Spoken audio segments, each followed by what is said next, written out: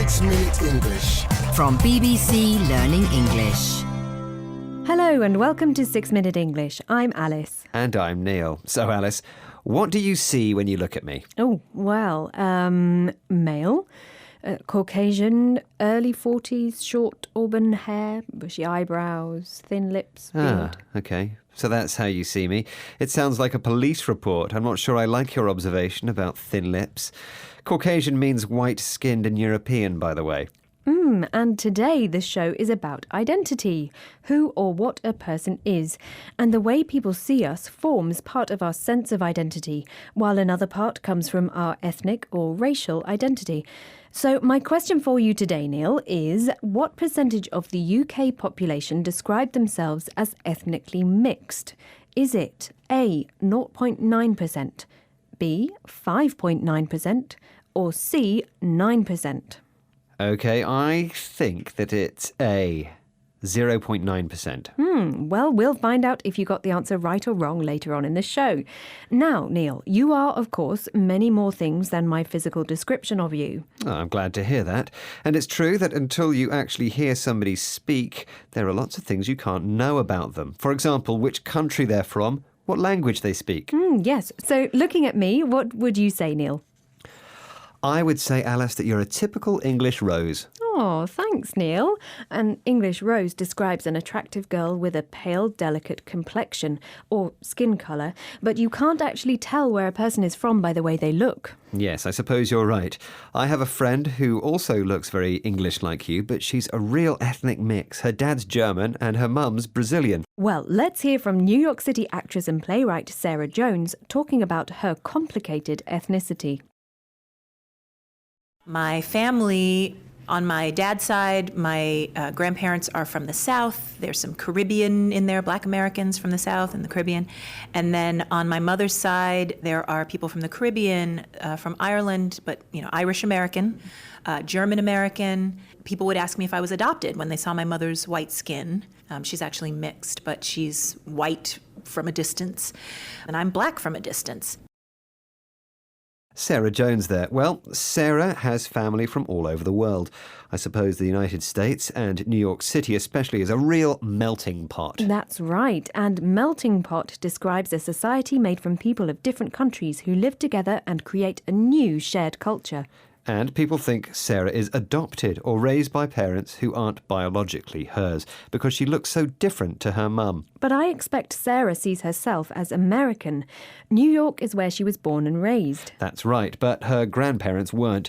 Do you think you change when you go and live in another country with people different to you? Yes, I do. My neighbours are Turkish, but they've lived in England for 45 years, so they've integrated into our culture.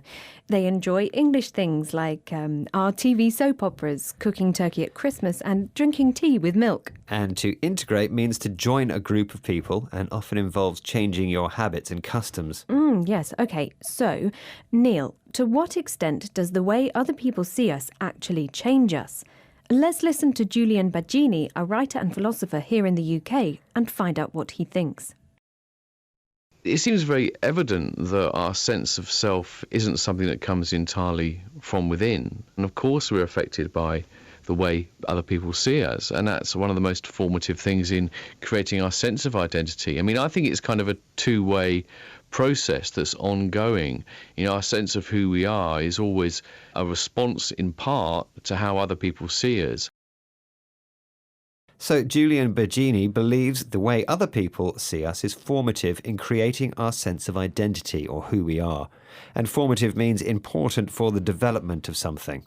So if enough people see you as an English rose, you might start to see yourself as an English rose, even if you aren't ethnically English. I'm not so sure. The friend I talked about earlier, she comes across as much more Brazilian than English in the way she behaves. She doesn't have the famous English reserve, but you'd never know it by looking at her. And reserve means hiding what you're thinking or feeling.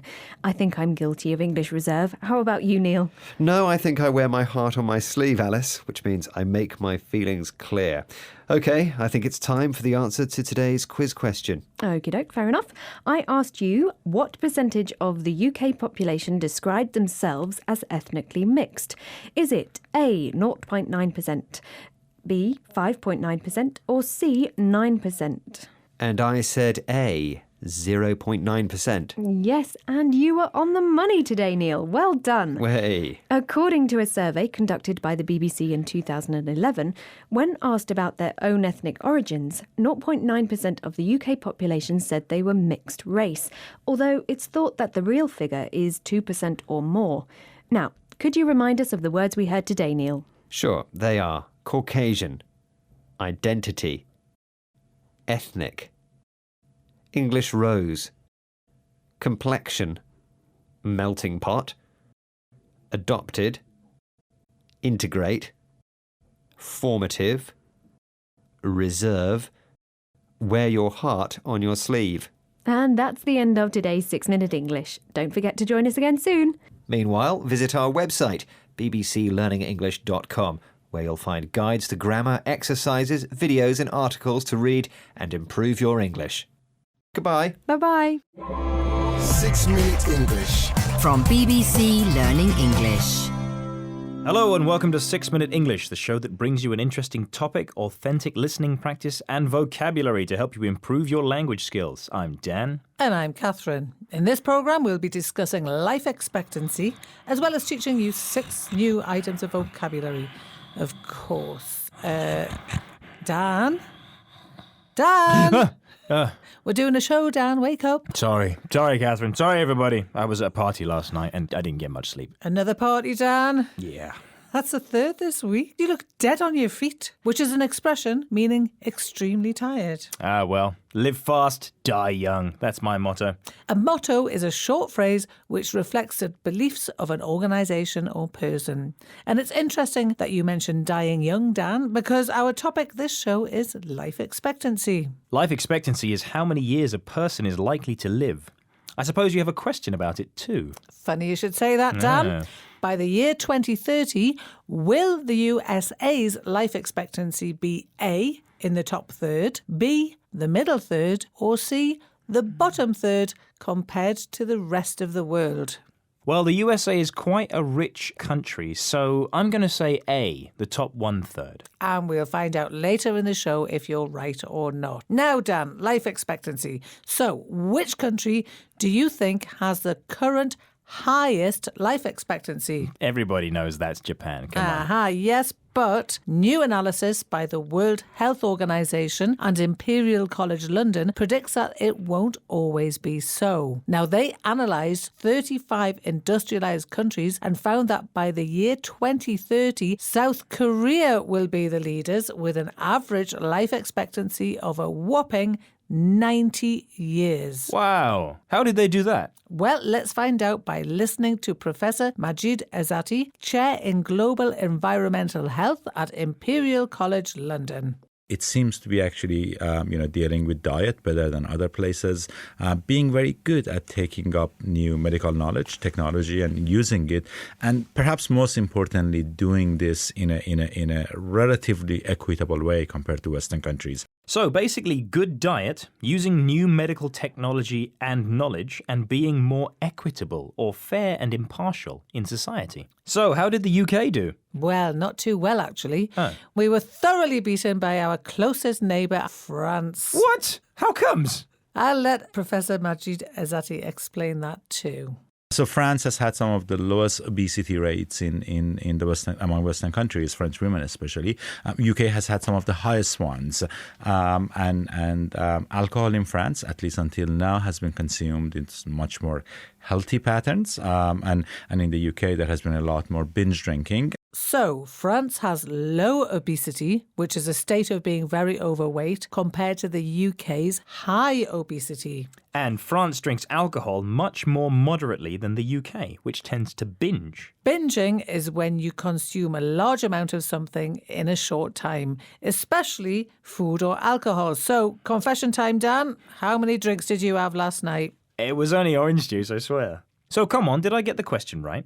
You asked me by the year 2030, will the USA's life expectancy be A, in the top 1/3, B, the middle 1/3, or C, the bottom 1/3 compared to the rest of the world?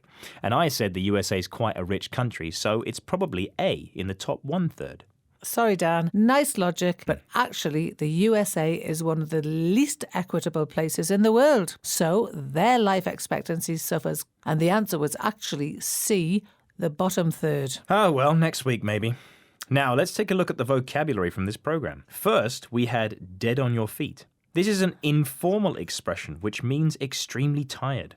Another way to say the same thing would be shattered. When was the last time you were dead on your feet, Catherine? I built some garden furniture quite recently and it took me all day and I was dead on my feet when I finished. Now, we had motto. Now, a motto is a short phrase which reflects the belief of an organisation or person. So, Dan, what's your personal motto? Take the path of least resistance. What about you? Less is more. Ah, good one. Then we had life expectancy. Life expectancy is how many years a person is likely to live. What do you think's a good life expectancy for a person? I'm hoping to get to about 85 and then I'd like a sort of quick exit because I think it's probably not much fun after that. Then we had equitable. Equitable means being fair or impartial and it comes from the word equal. So, Dan, personal question. Would you say that your marriage is equitable? I'd like to think so, yes. I do the cooking, my wife does the cleaning, and we share the other jobs. We'll have to get Mrs. Dan in to give her opinion. After that, we heard obesity. Obesity describes a state of being very overweight. It's a medical term and is often used in connection with health problems. The report said that the UK has an obesity problem, Catherine. How do you think we can solve it? I think we need a sugar tax and everybody should walk to work. Finally, we had binge. To binge is to consume a large amount of something in a short space of time, especially something that you don't usually have. And these days we hear a lot about binge drinking, binge eating and binge watching. So, Dan, when did you last binge watch a series on TV? Ah, it's Game of Thrones, isn't it? Game of Thrones. Series 1, Series Every 2, time. Series 3, back to back. Back-to-back binging. That's Brilliant. it. Well, that's the end of today's 6-Minute English. Please join us again soon. And we're on social media too, so make sure you find us on Twitter, Facebook, Instagram and YouTube. Bye-bye. Bye. 6 Minute English. From BBC Learning English. Hello and welcome to 6-Minute English, the show that brings you an interesting topic, authentic listening practice and 6 new items of vocabulary. I'm Dan. And I'm Neil. In this episode, we'll be discussing if happiness is genetic. How happy would you say you are, Neil? I'm pretty happy, I think. Why do you ask? Well, in March this year, the UN published its 5th World Happiness Report. Is that the one that ranks all the countries based on how happy they are? Oh, you've heard of it then. Overall, there are 155 countries included, and Norway came top of them all, overtaking Denmark, which was the leader for the years 2012 to 2016. Well, what about the UK then? Ah, well, that's this week's question, isn't it? Where did the UK place? Is it A, in the top 10, B, between 11th and 20th, or C, after 21st? Well, I'm going to say C, after 21st. Okay, you know the drill. No answers until the end of the show. So Norway, eh? And Denmark the previous year? They're neighbours. Yes, in fact, for the last 5 years, the results have been pretty much the same. Nordic countries tend to dominate the top of the table. Dominate, meaning control. OK, well, how are the results decided? It's very simple. They ask 1,000 people in each country a single subjective question. Subjective means based on personal experience, beliefs or feelings. Well, what's the question? Imagine a ladder with steps numbered from 0 at the bottom to 10 at the top. The top of the ladder represents the best possible life for you, and the bottom of the ladder represents the worst possible life for you. On which step of the ladder would you say you personally feel you stand at this time? That's actually quite simple. Yep. The Nordic countries all score an average close to 7.5 out of 10. So we have a number of neighbouring countries which all claim to be extremely happy. There must be a connection. Is it the weather? Well, that's a logical conclusion, but there is another idea. I'll let Professor Andrew Oswald from the University of Warwick explain. We think that there's a genetic component in part to why the Danes do so well, coming so regularly at the head of happiness international league tables. It does appear from the data that the Danes have the smallest amount of the, you might say, dangerous, short kind of genetic pattern. So they may have a kind of inoculation against the possibility of depression.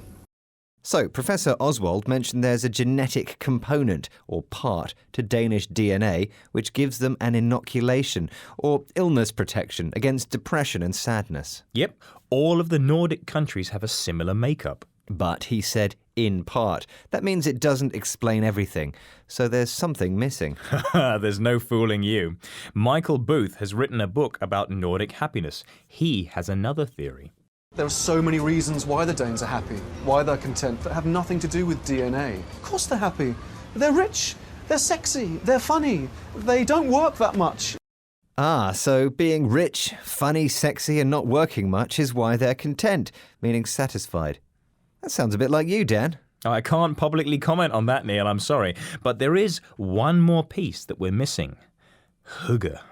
It's a loan word, and it only just appeared in the British dictionaries. We don't have a direct translation, but it basically means coziness. Coziness, meaning warm, comfortable and safe. Yes, Danes love simple comforts. A warm, cozy room, some drinks, some candles, a fire, and they're happy. Maybe that's the secret.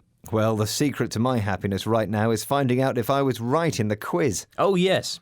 I asked, where did the UK place in the World Happiness Report 2017? A, in the top 10, B, between 11th and 20th, or C, after 21st? I said C, after 21st. And I'm afraid you're wrong, my friend. We placed B, between 11th and 20th. We were actually 19th. Well, let's make our listeners happy by going through the vocabulary. Okay. First, we had dominate. If you dominate something or someone, you control it. It's quite an aggressive word. You wouldn't use it for people much. But give us an example, Neil. You can talk about a team dominating play in a sport. Next, we had subjective. If something is subjective, it is based on personal experience, beliefs, or feelings rather than facts, which are objective. What type of things are subjective, Dan? Oh, it's our opinions of art, music, jokes, food. Oh, I like sausages and ice cream, but no one else does. Just because it's disgusting. Then we had component. A component is part of something that makes up a larger whole. Televisions and computers have many components in them. And a person can be an essential component in a team, like a goalkeeper in football. After that was inoculation. An inoculation is a form of disease protection. It is a synonym of, Dan? Vaccination. I went on holiday last year and I had to have my inoculations updated. Then we had content. If you are content, you are satisfied and want nothing.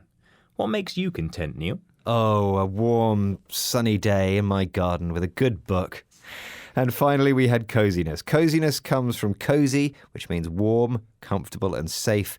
Where's cozy for you, Dan? Oh, that's easy. On a freezing cold day, it's tucked up in bed with a nice cup of tea. And that's the end of today's 6-Minute English. Please join us again soon. And we're on social media too, of course, Facebook, Twitter, Instagram and YouTube. See you there. Bye-bye. Bye. 6-Minute English. From BBC Learning English. Hello and welcome to 6-Minute English. I'm Neil. And I'm Alice. Have you gained some weight, Neil? You're not looking in great shape. I'm afraid so. My New Year's resolution is to get in shape or to get fit through physical exercise. I look fat, don't I? Well, did you overindulge during the Christmas holidays, Neil? I'm afraid I did, Alice. Overindulge means to have too much of something nice, like all that lovely Christmas food. Yes, lovely. Why do you think appearance is so important to us, Neil? Getting in shape is a very popular New Year's resolution. That's a decision to do or stop doing something at the beginning of the new year. Good question. Well, I think we all judge people according to the way they look. The subject of today's show is appearance, or the way we look. Did you know, Neil, that better-looking people tend to be judged by others as more intelligent? That sounds unfair. I know. Well, show us you aren't just a pretty face by getting today's quiz question right. From a study done in the UK, which physical aspect of their appearance were men most likely to say was their favourite? Was it A, their hair, B, their face, or C, their height? OK, I'm going for A, hair. I like my hair. Oh, you have lovely hair, Neil. Thank you. And a lot of it. Yes. Anyway, We'll find out later whether you're right or not.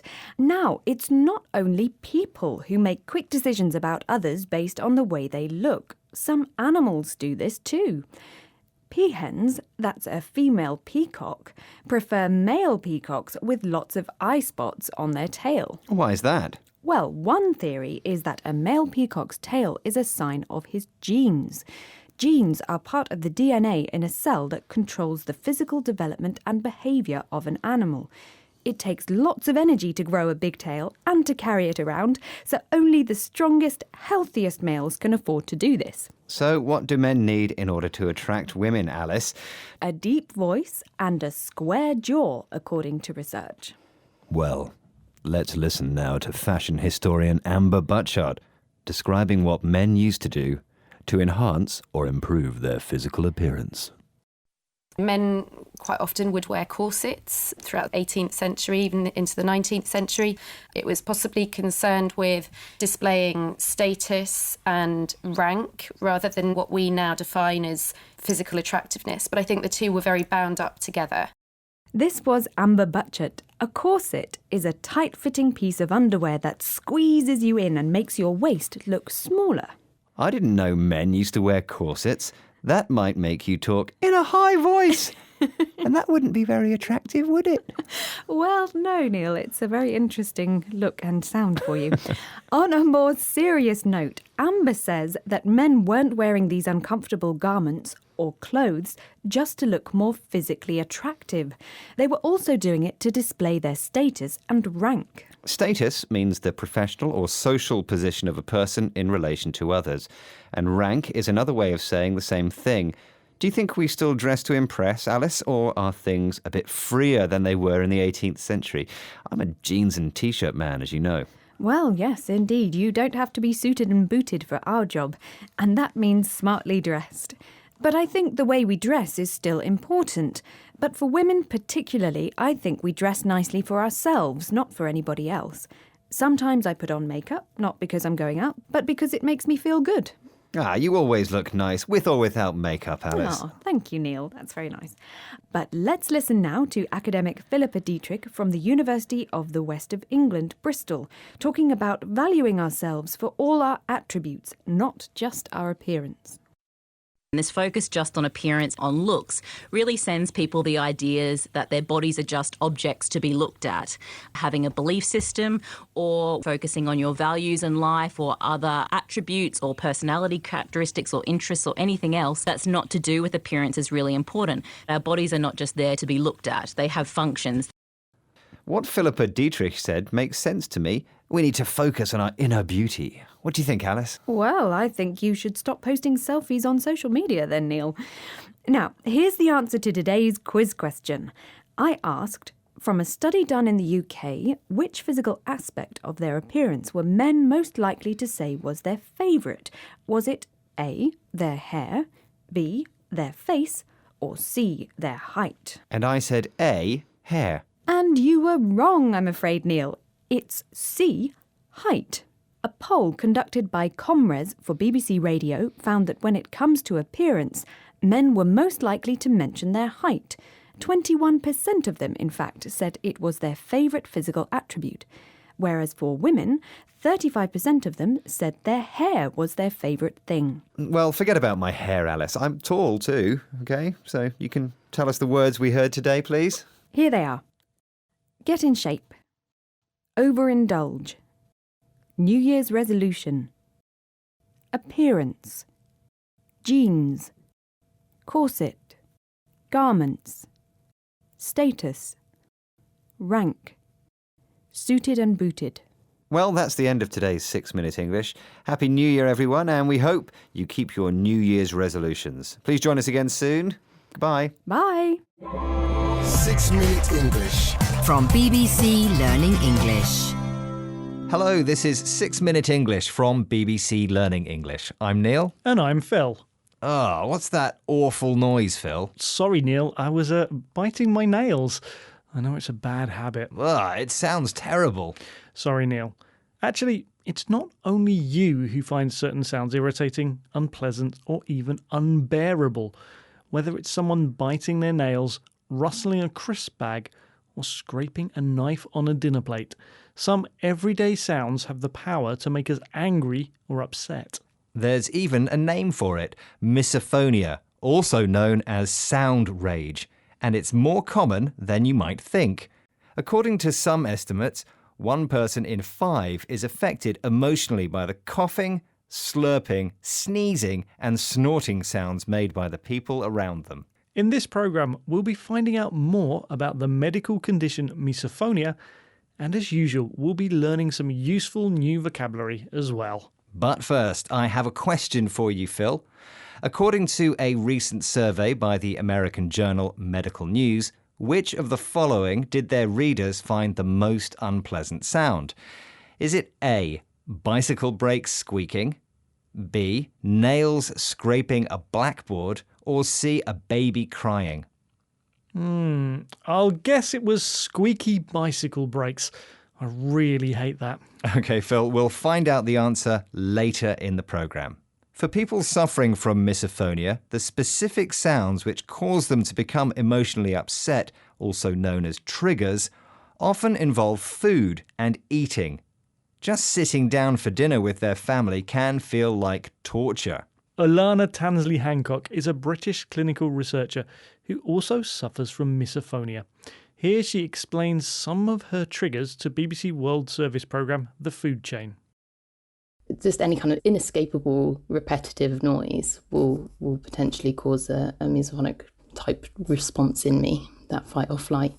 And yeah, it's that immediate, uncontrollable reaction that you get to the sound that is the most hard to explain and unusual, I think, because I don't think in modern day you don't really get many instances where you get a fight or flight response. It's not like we're frequently chased down by wild animals, and then to feel those from pretty innocuous everyday sounds is the thing that takes its toll. Certain sounds trigger a fight or flight response in Alana. Fight or flight refers to the way the human body responds to stressful or dangerous situations, either by physically running away or staying to deal with the threat. Normally, these would be life-threatening dangers, things like a fire or an attacking wild animal. But for misophonia sufferers, even innocuous or completely harmless sounds create problems. That's right. Alana, for example, gets disturbed by helicopters flying in the sky. And the fact that other people don't seem too bothered also takes its toll. A phrase meaning causes suffering or pain. So what does it feel like to actually experience this kind of stress in everyday life? Here's Alana again, explaining her feelings to Ruth Alexander, presenter of BBC World Service programme The Food Chain. It's not the same feeling, but it's the same response in terms of the immediacy and inability to control it as when someone tells you that someone close to you has passed away.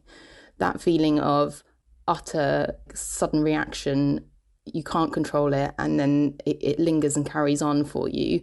That immediate emotional response. Almost like a shock to the system. Yeah.